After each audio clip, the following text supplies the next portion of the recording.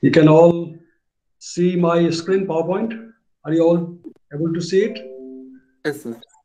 Okay, Yes, sir. good. Yeah. So yesterday we discussed about the terminal velocities of the cloud droplets, water droplets, and as we discussed, the terminal speed, well, will depend upon the size of the cloud droplets. All right. It also will depend upon the drag force which it encounters while it is descending down or falling down toward the ground, right? And also it can depend upon the density of the surrounding air and so many factors, right? But this terminal velocity is important because depending upon the terminal velocity, some droplets will descend faster while some other droplets will descend slower. Okay, larger droplets will descend faster while smaller droplets will descend slower. And so there will be a chances of capturing of the smaller droplets by the large droplets, and that way there will be chances of growth of the cloud droplets. Okay, so this terminal velocity is important that way. It's like a big fish and small fishes in the ocean, right? You might have heard that the big fishes sometimes eats the small fishes, right? And then they grow like that. So terminal velocity of the water droplets are very important for the growth of the cloud droplets and the transformation of the cloud droplets into the drops. Okay, the cloud droplets have to grow enough inside to become a raindrop and then fall down, right? Eventually, otherwise they will keep circulating within the cloud itself. If sufficient raindrops of a larger size have not formed, then the droplets will keep circulating within the cloud now in updrafts and downdrafts. So this is very important. All right.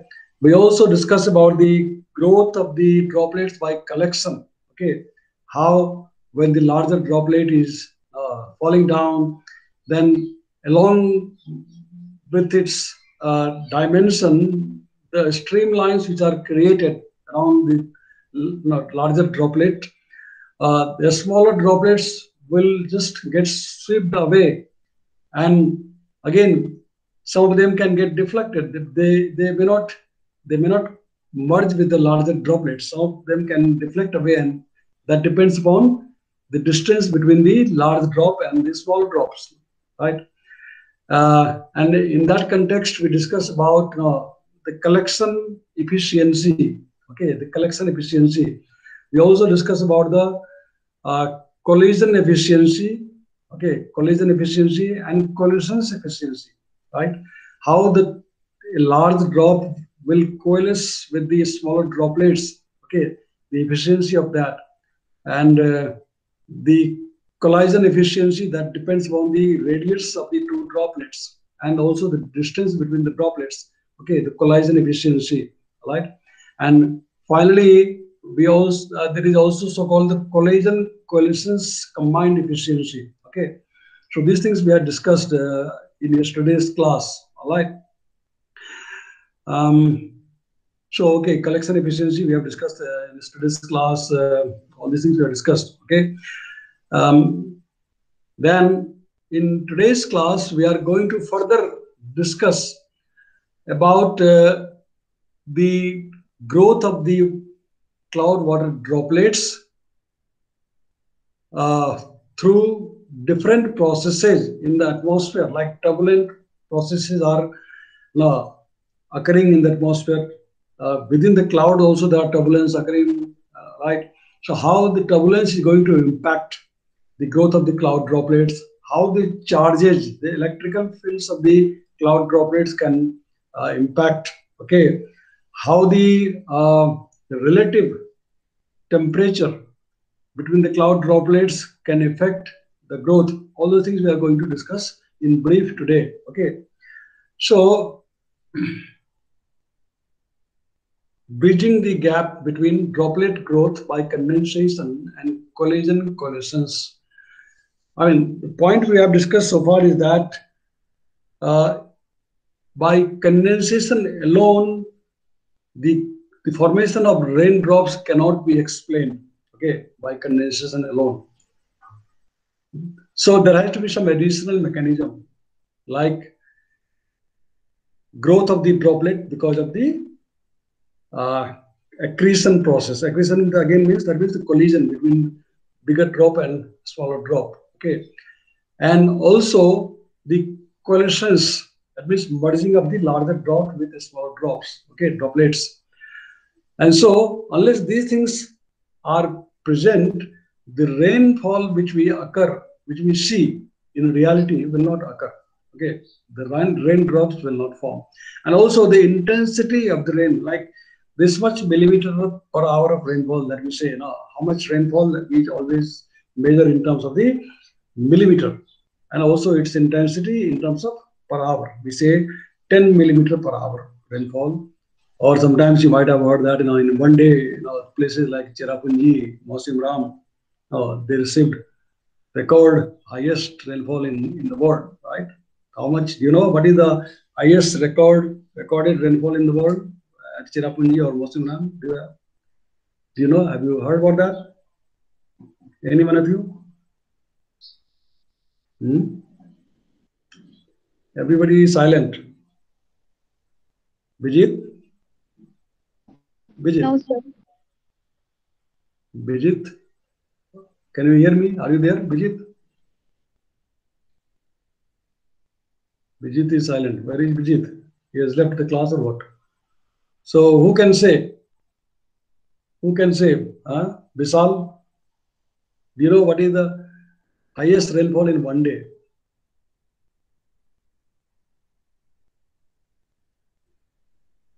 Bijit, Bisal, silent. Bisal, are you there? Am I audible to all of you? Am I audible? Yes, sir. Yes, sir. Yes, sir. Yeah. So tell me, Anjali, have you heard? Have you studied how Sir, much around rainfall? 1,000, sir, around 11,000 mm. 11,000 Mm? millimeter. Yes, sir. Yes, sir. Uh, okay, in terms of millimeter, yeah, you are very close to the answer. Yeah. Anybody else? Sir, it's between 11 to 12,000 mm. I don't remember the exact number. Oh, yeah, of course, you are very close to the figure that has been recorded. Uh, so the point is that, I mean, place like the Cherrapunji, right, in Meghalaya. Who is from Meghalaya? Is there anybody from Meghalaya here? Nobody from Meghalaya, right? In your senior batch, there was one student from Meghalaya. But anyway, Assam is very close to Meghalaya. So Bijit is disappeared. So as you said, Barsa, 11,000 millimeter. The recorded value, it also keeps fluctuating sometimes. Is about 1,087 centimeter, right? And which translate into almost like 10,000, 11,000 millimeter. So 1,018 centimeter rainfall in one day. Just imagine, 1,018 centimeter rainfall means like you just divided by, say, in terms of meters, if you divide by 100, right? 100 centimeter is 1 meter, isn't it? So if you divide it by 100, so how much it becomes? Almost like 110 meters rainfall, isn't it? So you just imagine if so much of rainfall occurred in one day, and which has occurred actually in record. So imagine all the houses will sink into the water, so much of rainfall. And just imagine how much condensation of water vapor will be required for that. How can so much condensation or the formation of raindrops will take place so as to have so much of rainfall in one day, right? So these are the kind of beauties of the nature, how things occur in the atmosphere, and of course that is the highest rainfall recorded in Cherrapunji. But every year you might have heard about the cloud burst. Have you heard about the cloud burst? All of you, Yes, cloud sir. burst. Yes, Yeah, Sir, it cloud burst. happens in the Himalayas region, in the in the Uttarakhand region quite often. Frequently. Yeah, that's right. You're right. I mean, in the mountain regions, especially during the monsoon season, the cloudbursts occur very frequently. And again, there is an example of very intense convection, very deep cumulonimbus cloud, which has enormous amount of water droplets inside, so much so that it is not able to hold, for a long time, in spite of having such a strong updraft in it.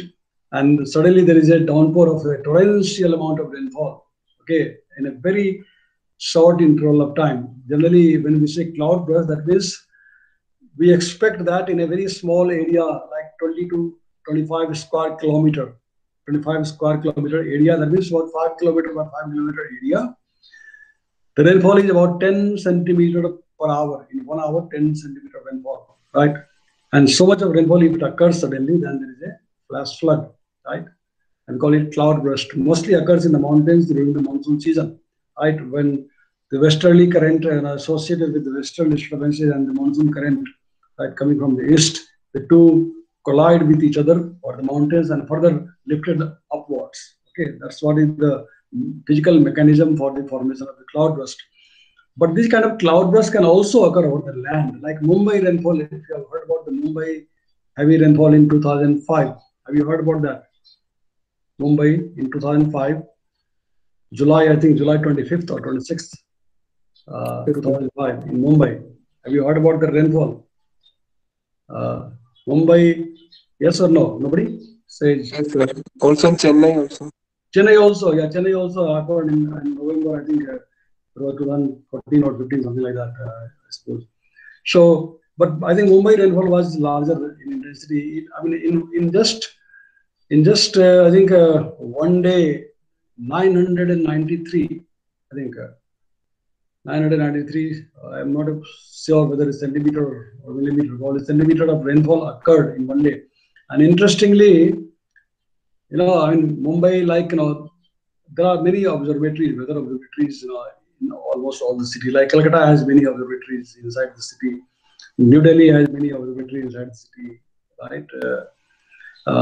So also Mumbai has also many observatories.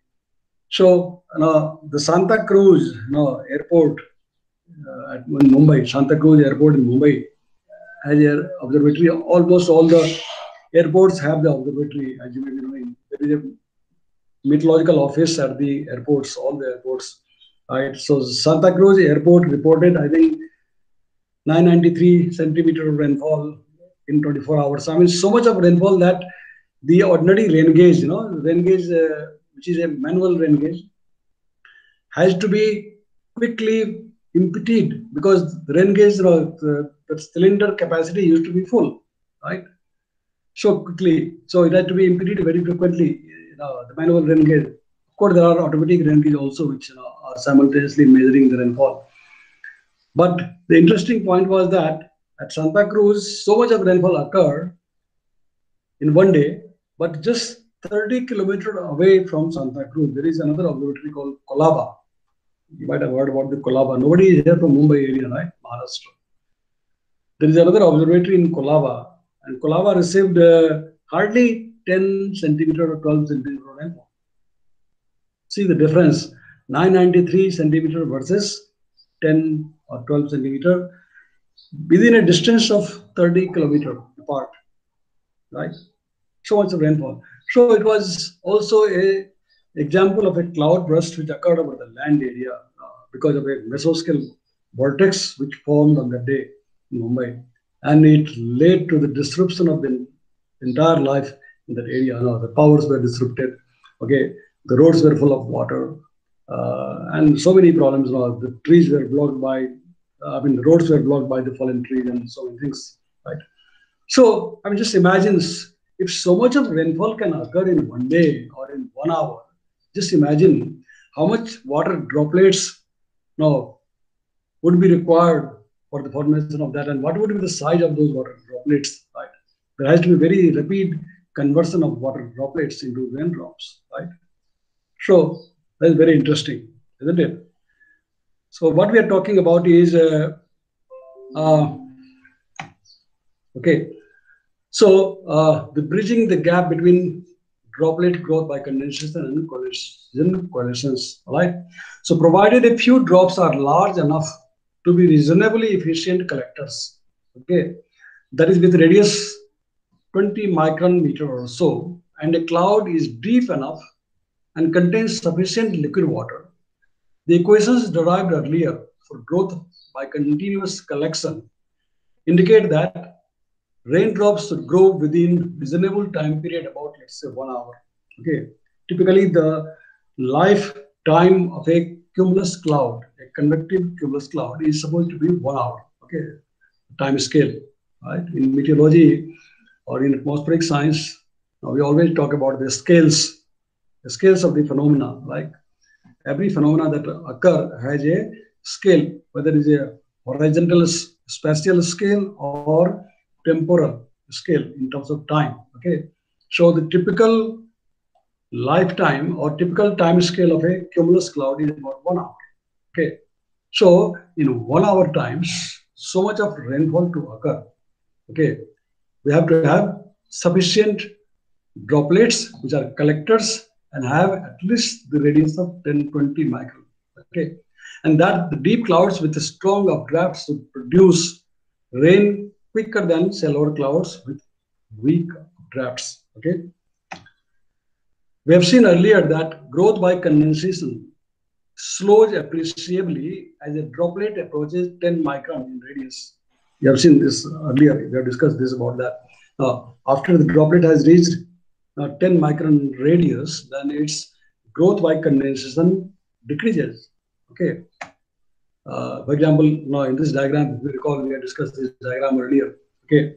This is the collision efficiency versus the radius of water droplets. And now for different sizes of the water droplets, like suppose if your R1 and R2, which we discussed yesterday, R1 is 20 centimeter, 30 centimeter, okay, 60 not centimeter, micron meters, okay, 20 micrometer, 30 micron, 60 micron, etc.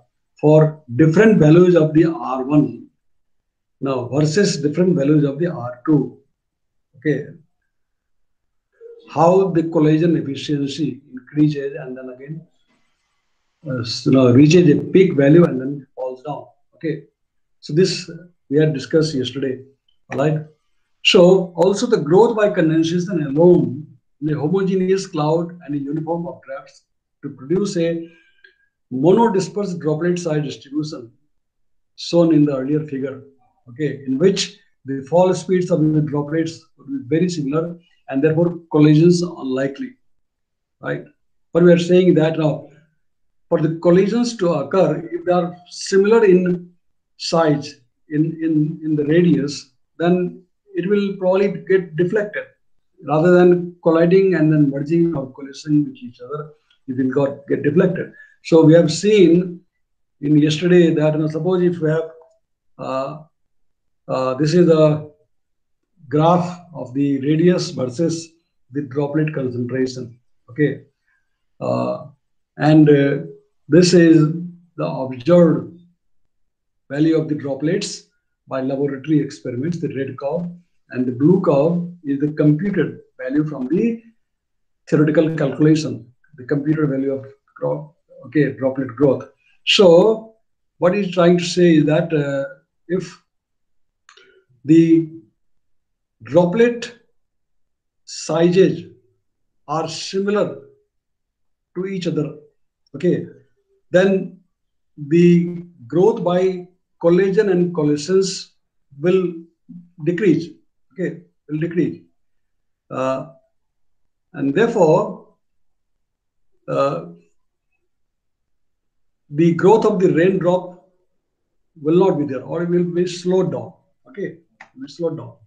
Consequently, there has been considerable interest in origins of a few, like 1 per liter, 1 cloud drop per liter of air. Okay, 1 cloud drop per liter of air with radius 20 micron that can become the collectors in warm clouds that go on to produce raindrops. And the mechanisms responsible for the broad spectrum of the droplet sizes measured in the clouds, which were discussed now, we had discussed this earlier in the previous figures, diagrams. Okay. So how inside a cloud there is a spectrum of droplets of different sizes, different radius, how they form, how the droplets grow and convert into the raindrop, how the cloud droplets convert into the raindrop. There are two different things, okay? So be always clear. The cloud liquid water is different from the rainwater, okay? Cloud liquid water is different from the rainwater in the sense that the cloud droplets has to get converted to raindrop. That means bigger in size by growth, okay, by whatever mechanism, whether uh, collision, coalescence, accretion, whatever process, unless they grow into sufficiently larger size, they will not be able to fall down to the earth, to the ground. Okay. So conversion of the cloud droplets into the raindrop is also a very critical things. Okay. And many times, no, we don't know, right? That when will the liquid water get converted? Depending upon how much time will it take for the liquid water to grow sufficiently in size to be able to become a raindrop and then fall down to the ground. Okay, so these things are very critical. So when we do the modeling of the clouds and precipitation, and many times to take account of these things is very complex thing, and therefore the models of the clouds are quite complex because we have to take care, the the processes which operate at a micro scales. You see the size of the droplet like micron size. So these processes occur at micro scales. Okay, and to model these things in at a micro scale is very challenging things. Because our models, as you might have studied or heard, have a resolution of several kilometer, right? Several kilometer resolution, right? You must have studied. We will study further these things in detail in your next semester, second and third semester further. But the point is that the models that we use, whether it's a WRF model, a Regsium, or whatever model, global model, etc. The resolution is quite large, isn't it? The resolution is quite large. What is the typical resolution of the model? Do you know? What is the typical resolution of the model? Anybody? Everybody is silent. Am I audible? Am I audible and visible to all of you? Yes, sir. Yeah. What is the typical horizontal resolution of a, say, mesoscale model or a global model? So Does 10 to any 30 kilometers. Fine. I mean, that's okay. I mean, we can configure the model at a desired resolution. All right. And you said 25 to 30 kilometer or 20 to 30 kilometer, right? Who said Yes, this? sir. Barsa? Sir Who said this? Varsha. Okay. Yeah. Just imagine the resolution is 20 to 30 kilometer. That means your grid boxes, the grid points are 20 to 30 kilometer apart, separated apart, 20 to 30 kilometer, right? And you're actually the grid points are the points where your observations are there. Even if the actual observations are not there, they are the interpolated values. We shall study more in detail about these things in your next semesters in the NWP. When you study the NWP as a full-fledged course in your third semester, all these things will be studied in detail. So just imagine your observations or analysis, so-called analysis, are 20 to 30 kilometers apart. Okay, whereas the clouds are much smaller in dimension. So individual clouds are much smaller in dimension. How can we resolve the clouds now using such a model whose resolution is so coarse, now whose grid points are so much apart? And within the cloud also, the size of the microphysical parameters are so tiny, so small in terms of the microns. How can we model these things? No, it's very challenging things, right? So anyway, first of all, we are trying to learn here what are those microphysical parameters and what are the microphysical processes, how do they operate within the cloud? That's what we are trying to study. Okay, in brief rather, not in detail, but in brief. So we shall briefly describe some of the mechanisms that have been proposed to bridge the gap between droplet growth by condensation and collision coalescence. Okay. So let's now talk about the role of the giant cloud condensation nuclei.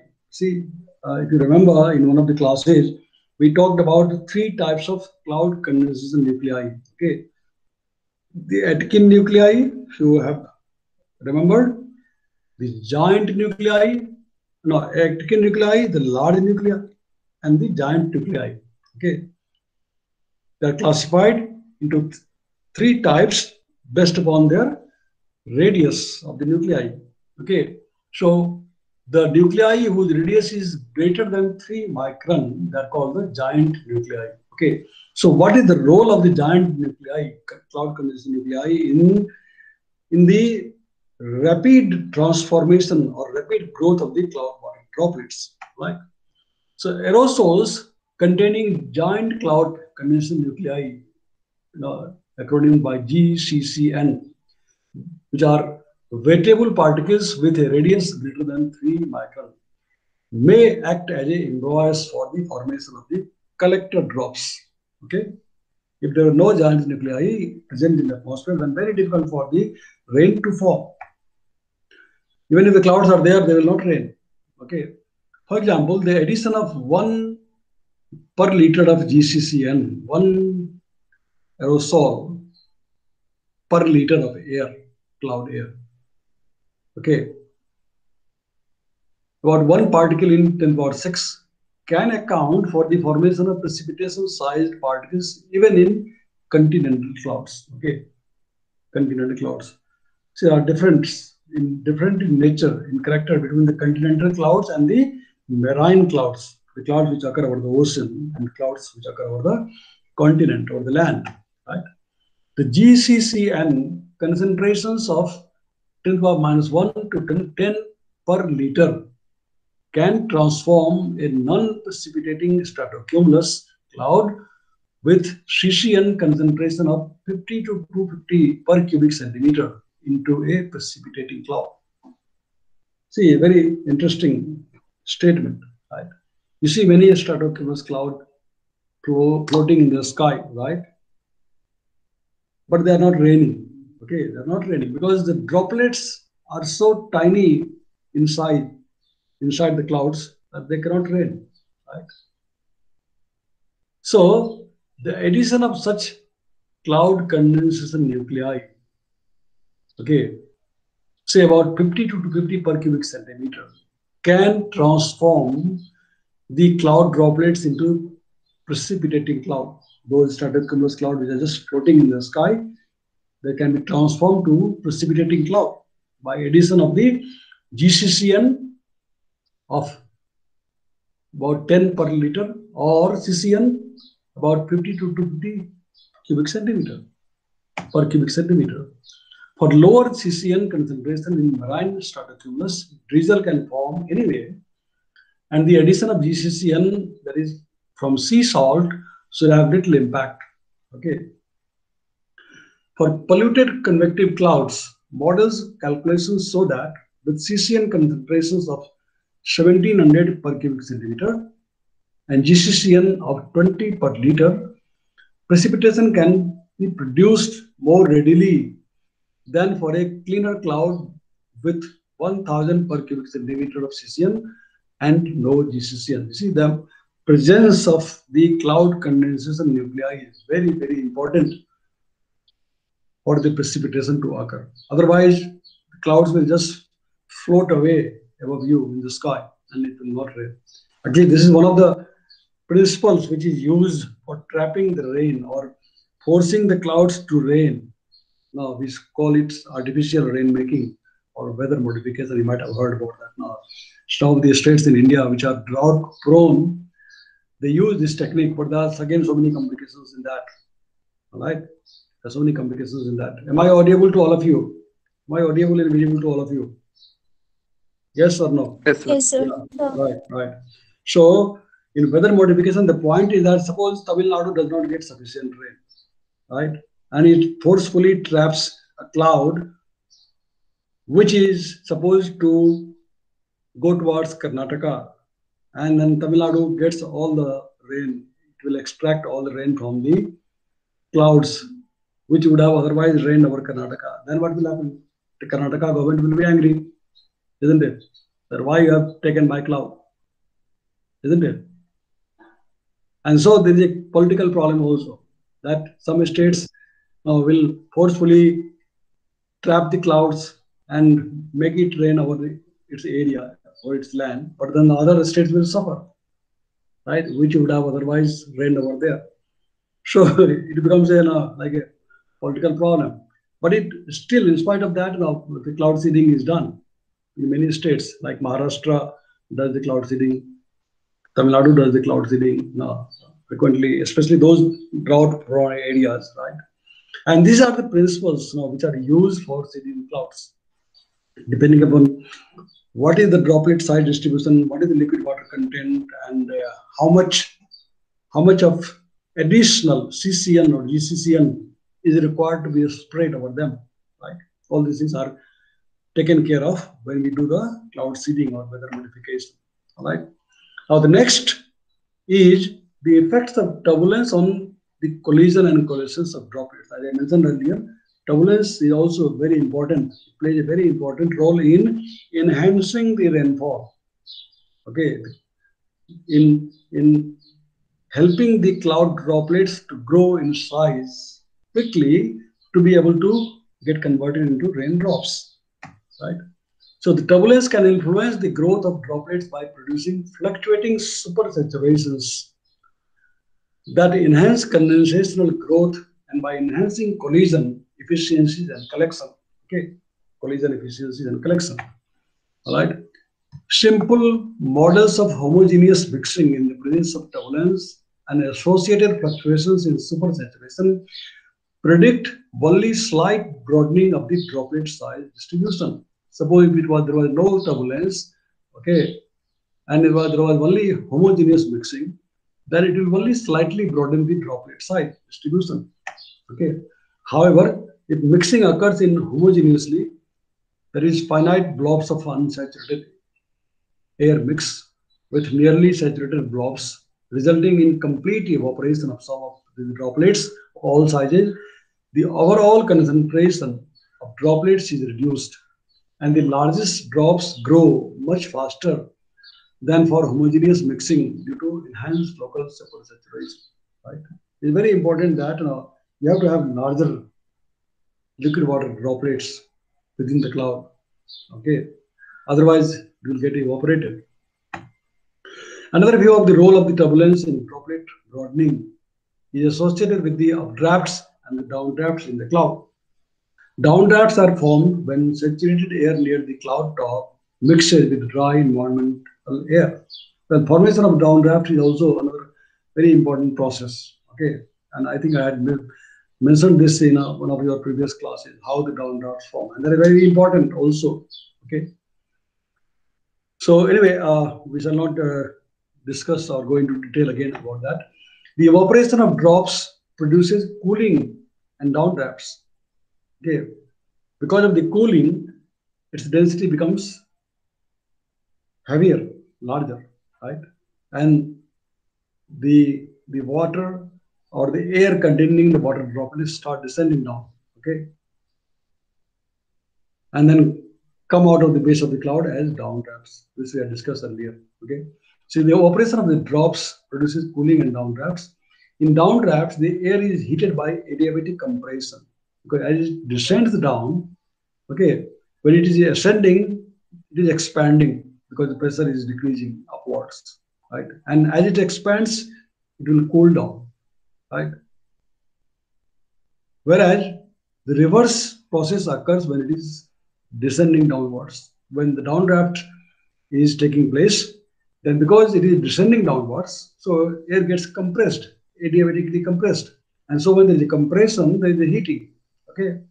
In the first case, during the updraft, it is lifted. Okay. It is expanding and cooling, whereas in the downdraft, it is compressed and heated, which causes further evaporation of drops. Because of the heating, the drops get evaporated. So the larger drops may be mixed into the downdrafts from the surrounding undiluted air because of the entrainment process also. Even entrainment is a form of turbulence. So when a downdraft is transformed into an updraft, the drops mixed most recently from the undiluted surrounding air will be larger than the other drops and increase in size as they are carried upwards. Okay, because as they are carried upwards, more and more uh, uh, accretion will take place. With sufficient entrainment of air and vertical cycling, a broad droplet size spectrum may be produced. Okay, that's how we get a spectrum of the droplet sizes. It has also been hypothesized that in turbulent flow, the droplets in a cloud are not dispersed randomly. Instead, they are concentrated on the centimeter scale in regions of strong deformation and centrifuged away from regions of high vorticity. Okay, they are all the hypotheses which have been made to explain the growth of the cloud droplets and transformation into the raindrops. The high vorticity, you know vorticity, right? You have studied in dynamic meteorology, vorticity, circulation and vorticity, right? Isn't it? Yes or no? Am I audible to all of you? Yes, sir. Yeah. Okay. Sir. Right. So the high vorticity regions experience high supersaturations and the high strain regions low supersaturations.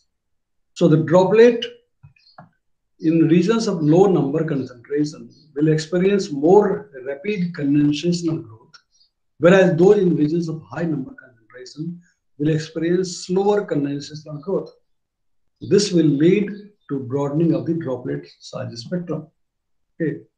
So this is one of the mechanisms which explain how there is a spectrum of droplets of different sizes.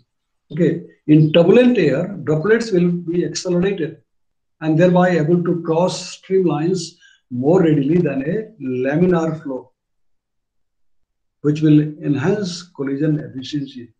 You know the laminar flow, right? You know what is laminar flow? Laminar flow. Have you Yes, studied sir. this? Turbulence. Yeah. Well, the laminar flow means there is no turbulence, right? Is a pure, smooth, streamlined flow, laminar flow. Okay. Turbulence can also cause fluctuations in droplet fall speeds and horizontal motions, thereby increasing collectional growth. Because little is known about turbulence on small scales, that means scales less than 1 centimeter in clouds, very difficult to understand. I mean, at such a tiny scale, less than 1 centimeter, turbulence occurring at that small scale. It has been very difficult to quantify these possible effects of turbulence on the drop growth by collection. Okay, so there was the effect of turbulence on the growth of the water droplets. Now let's see radiative broadening, how the radiation effect of radiation broadens the droplet size spectrum inside the cloud. Okay, when a droplet is growing by condensation, it is warmer than the environmental air. Okay, because of the condensation, latent heat is released and that warms. Okay, so it is warmer than the environmental air, and that's why clouds are buoyant because of that. Because it's warmer than the surrounding air. That's why it's buoyant and rising up. Therefore, the droplet will lose heat by radiation. Okay, because it's warmer than the surrounding air. Consequently, the saturation vapor pressure above the surface of the droplet will be lower and the droplet will grow faster than predicted if radiation is neglected. Right? Therefore, we cannot neglect radiation, right? Cloud radiation interaction. The loss of heat by radiation will be proportional to cross-sectional area of a droplet. Okay, how much loss of heat takes place from the surface of the water droplets will depend upon the cross-sectional area of the droplet, isn't it? Therefore, the radiation effect will be greater the larger the drop, which will enhance the growth of potential collectors drops. Okay. The radiation effect will also be greater for drops that reside near cloud tops where they can radiate to space, right? And that's why we say from the cloud tops, the loss of radiation occurs, okay, because it can easily radiate back to space. So that was about the radiative broadening of the water droplet spectrum.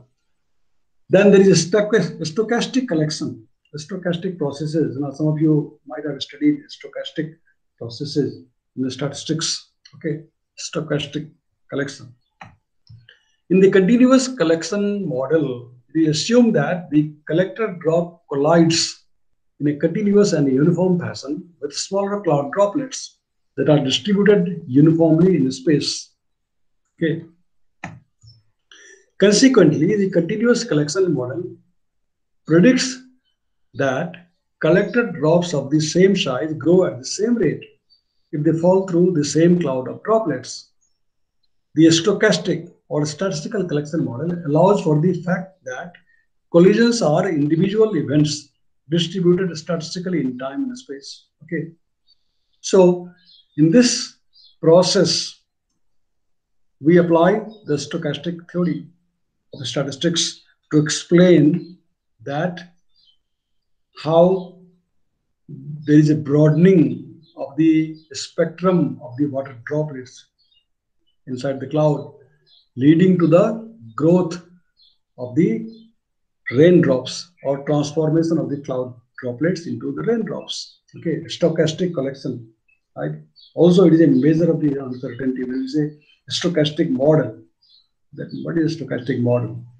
Basically, we try to measure the uncertainty because things are so uncertain at such a tiny scale, and also in a atmospheric phenomena or in the space in the sky. Things are so uncertain because it's not like a controlled laboratory experiment that we do in physics or chemistry. Everything is under your control in the physics lab or chemistry lab, but nothing is in your control in the atmosphere, in the sky, in the open sky, right? So things are so uncertain, and most of the things which we try to learn or try to do in the physics of the atmosphere, they are not reproduced identically or exactly in the natural way inside the laboratory, right? So things are so uncertain. So we try to measure this now through the stochastic models. Okay. Then there is a safe breakup and size distribution of raindrops. I see that is already 145. So do you want to continue or want to stop? All of you. Whether how many of you are there? Are you all there? I see that only 6 are there. What happened to the rest? I don't know. Rest are all vanished. After attendance, they all vanish away, or they really have a network problem. I don't know. What happened to? I think in the beginning there were 9 students, but now dropped down to 6. Are you all able to hear me? Yes, sir. Yes, Okay. sir. Yes, sir. Okay. So at least 6 of you are there. So very good. At least now the 6 serious, sincere students are there. So I think shall we continue or stop for today? Continue in the next class. What do you think? Everybody is silent. Say something. The next class, sir. So we have a class at 2:30. 2:30 you have a class, right? Yes. Yes, sir. Yeah. So in that case, I think you have to have lunch also. You take lunch in between, isn't it? So then we have to break now. Okay, we shall break now because you have to have time for lunch and then attend the class. I also have a meeting at 2:30 because your senior batch students have now come to the campus. You might be doing that. Your second year students are allowed to come to the campus, and yesterday they have reported already. So today we are meeting with them. Okay, at 2:30. So all right. So we shall stop for today. And I'll see if I can take the evening class as I said earlier, if possible, at 6:30. But I will give you a message for that. If I'm ready at 6:30, then I will give you a message. And all of you, I hope, will attend that class. Okay. All right. So I'm going to Yes, sir. stop. Yeah, I'm going to stop recording. Okay. Stop recording.